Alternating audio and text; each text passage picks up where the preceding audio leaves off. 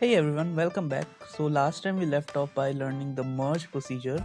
I told you about the function and how it works. So if you didn't see the video, it's flashing right up here. So just go and check it out. It will be flashing here. Okay, so today we are going to learn about the merge sort. As I told you that merge procedure is the heart of the merge sort. So today we are going to learn about whatever was remaining from the last lecture. So I made a function named merge sort and it is going to call itself recursively 2 times and then it is going to merge itself. So for example, I take an array A which with these elements and we are going to take the indexes from 1, 2, 3, 4, 5. Okay. So I just make a whole tree like how it's going to work. So first the merge sort will call from A for the A. So A is going to be common in all. So I'm not going to consider that. After that, the merge sort will be passed two parameters, which is P and R.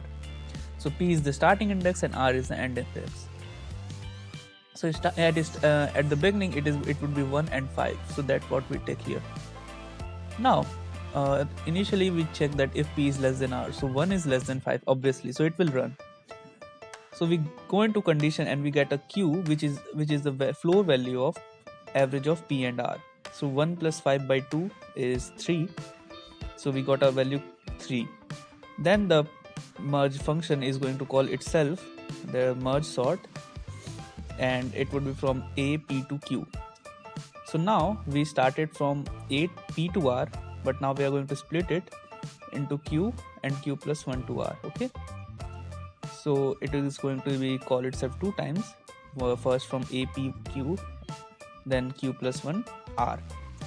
So A1 3 as Q is 3 here and Q plus 1 is 4 and R is 5. Again it is going to call itself because P is less than R. Again this will be in this form because 3 plus 1 by 2 is 2. So Q would be 2 here and Q plus 1 would be 3 here. And now we are going to see that this will also call itself, but this will stop here because what is our condition? This is P less than R, but here P is equal to R, so that would be stop. Again it will call, then 2 plus 1 is 3, 3 by 2 is 1.5 and we take the floor value, so that would be 1. So now here P is 1, so A1 1, Q plus 1 is 2 and that's it. So now see, same here, we just get P is equal to R, so it will be stopped. It will also stop. Now when the calling stops, what we call next is the merge procedure. If you remember what we did in merge is it is going to merge these two, whatever we get, these two elements. So we just get A11 and A22. So we get this one and this one. Now we are going to merge it.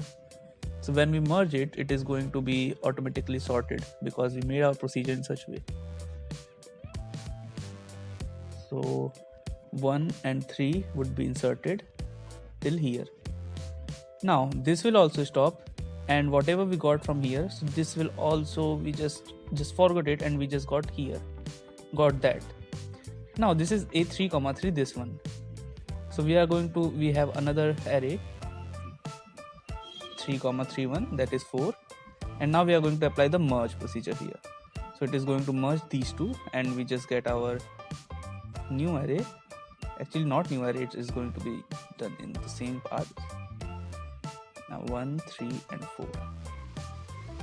Now for this one, it is going to be stopped here, it is going to be stopped here. So we get A4 comma 4 and 5 comma 5.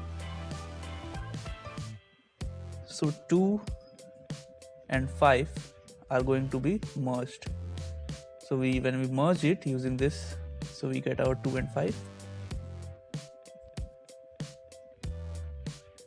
And so from all of it we just get 2 comma 5. And now so from this thing we got this one. Let me change the color. And from this merge sort call we get this array. Now we have to merge it. So when we apply the merge to both these two arrays, it is going to be merged in the same way as we learned in the last lecture. So that would automatically be sorted. So 1, 2, 3, 4, 5. Applying the merge sort, applying the merge procedure, it will work. So that's it.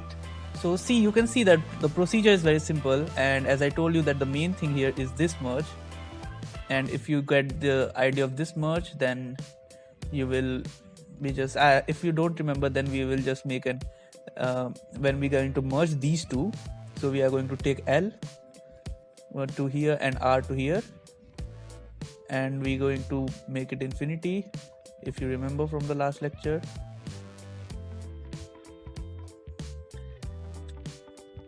Yeah, and then we are going to calc I and J, and then we take the minimum and just fill it here, right? So that's what we did again here. So that's all for merge sort. In the next lecture, we are going to learn about the quick procedure. Just like merge sort, for quick sort, you must know about the quick about the partition thing. So we will talk about it in the next lecture. Thank you so much for watching. If you have any doubt, then you can just ask in the comments, and I'll reply it within few minutes. So thank you so much guys for watching. If you like the video, then please hit the like button and subscribe the channel, and you can share it with your fellow mates, as it is an important procedure. Thank you so much for watching guys. See you in next one.